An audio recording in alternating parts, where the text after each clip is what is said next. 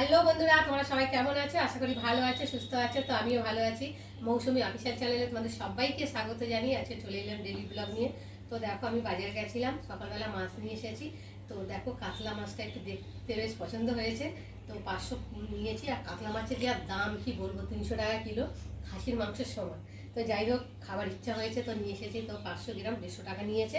আর দেখো পিসগুলো, পেটিগুলো দেখতে পাচ্ছ কতটা সুন্দর। আর মাছগুলো পুরো টাটকা ছিল একদম। তো দেখো, ভালো করে ধুয়ে নুন হলুদ লঙ্কার গুঁড়ো মাখিয়ে নিয়েছি। এখন চলে আসো, ভাত বসিয়েছি, ওখানটা দেখো ভাত ফুটছে। আর এখানটা কড়াতে তেল দিয়েছি, তেলটাও যেহেতু গরম হয়ে গেছে। আর এখন আমি একে একে মাছগুলোকে দিয়ে ভেজে নেব।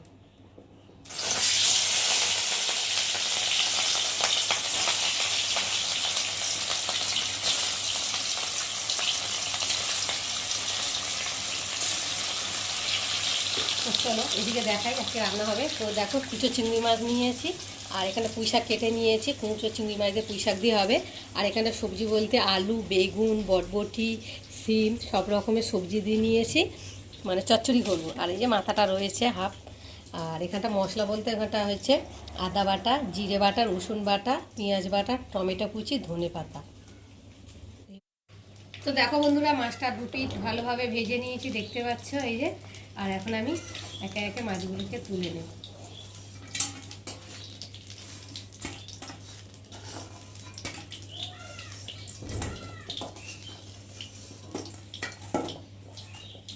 মাছগুলোকে তুলে নিয়েছি। আর তেল রয়েছে একটু, আর রয়েছে একটু মাছের মাথাটা। এই মাছের মাথাটা একটু ভেজে নেবো ভালো করে। দেখো বন্ধুরা, মাছ ভেজে তুলে নিয়েছি। আর এখন মাছের ঝাল বসাবো, তার জন্য কড়াতে তেল দিয়েছি। আর ফোড়নে দেবো গরম গোটা মশলা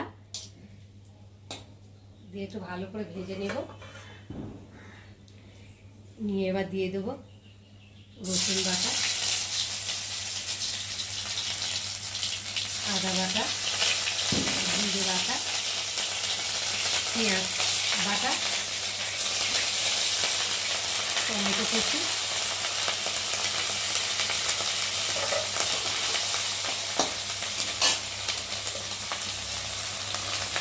হলুদ গুঁড়ো,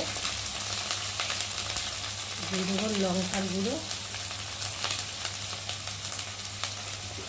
পরিমাণ মতো নুন দিয়ে মশলাটা ভালোভাবে কষিয়ে নেব।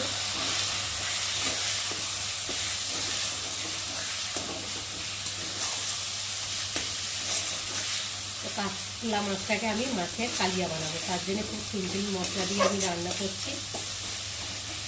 সাদা মাথা রান্না হবে। কাতলা মাছ দিয়ে অনেক কিছু করা যায়, যে কাতলা, এই কাতলা, তো আমি এই কাতলাই করছি।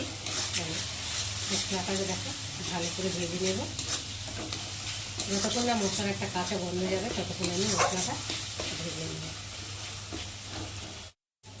তো দেখো বন্ধুরা, মশলাটা ভালোভাবে কষিয়ে নিয়েছি। আর মশলা থেকে তেলও ছেড়ে দিয়েছি। আর মশলাটা দেখতেই পাচ্ছ কালারটা অনেকটা চেঞ্জও হয়ে গেছে। তো এবার ভাবছে যে মশলাটা বেশ ভালোভাবে কষানো হয়ে যাচ্ছে। তো চলো এখন আমি পরিমাণ মতো জল দিয়ে দেবো।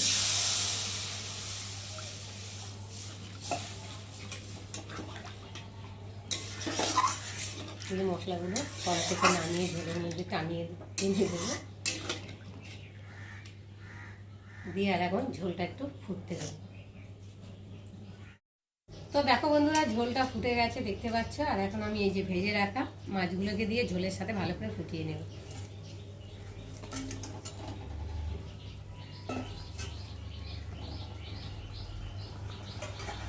আর এখন ঢাকা দিয়ে।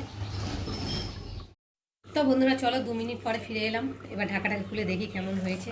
তো দেখো, মাছটা ফুটছে ঝোলের সাথে টকবক টকবক করে, দেখতে পাচ্ছ। তো দেখো, ঝোলটাও ভালো, বেশ গাঢ় গাঢ় মতো কাই কাই হয়ে গেছে, দেখতে পাচ্ছ। আর একটু ভালো করে নেড়ে দেবো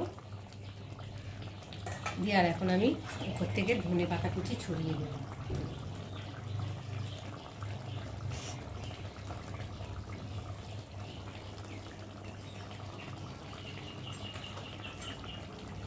দিয়ে একটু ভালো করে নেড়ে দেবো। তো বন্ধুরা, আজকে আমার এই কাতলা মাছের রেসিপি কেমন লাগলো তোমরা কিন্তু অবশ্যই কমেন্ট করবে। আর ভালো লাগলে লাইক কমেন্ট শেয়ার করো। আর আমার চ্যানেলে যদি নতুন হয়ে থাকে চ্যানেলটাকে সাবস্ক্রাইব করো। আবার তোমাদের সঙ্গে দেখা হবে পরের ব্লগে। ততক্ষণ তোমরা তোমাদের খেয়াল রাখো।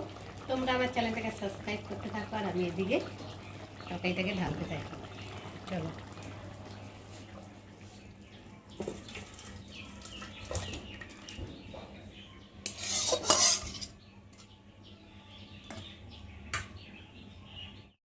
রান্না করে চান টান করে ঠাকুর পুজো দিয়ে খেতে বসে গেছি। ফার্স্টে ভাত বাড়ছি, তো এখন বাজে দুটোর সময় খেতে বসে গেছি।